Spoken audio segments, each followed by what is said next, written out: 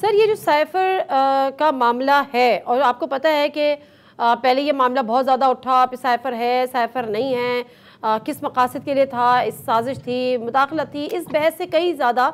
उसके बाद एक इंटरसेप्ट की स्टोरी जिसने ये तस्दीक की कि जी साइफर था, और फिर चेयरमैन पीटीआई का ये कहना कि साइफर उनसे गुम हो गया था।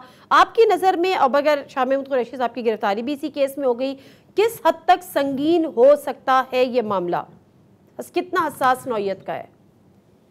देखिए, साइफर तो था, साइफर तो एक खतो किताबत होती है जो कोडेड लैंग्वेज में होती है, और उसके अंदर कितनी सेंसिटिविटी है कितनी नहीं है, वो कोडेड लैंग्वेज के अंदर आने वाला खत साइफर कहलाता है।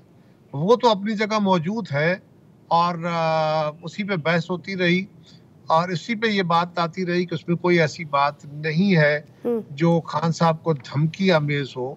ये बात कोई छुपी हुई तो नहीं है, लेकिन उनको किस केस में उनको साथ अटैच किया गया है मैं तो अब गवर्नमेंट से नहीं पूछ सकता। ये तो गवर्नमेंट का कोई तर्जुमान आपको बता सकता है, या जिन्होंने गिरफ्तार किया है FIA ने, कि उनको किस बुनियाद पे गिरफ्तार किया गया है। जब तक वो क्लियर ना हो उसके ऊपर कोई बात करना, क्योंकि ये खालसतन कानूनी और संजीदा मामला है, लिहाजा इस पर तुक्का मारना मुनासिब नहीं है।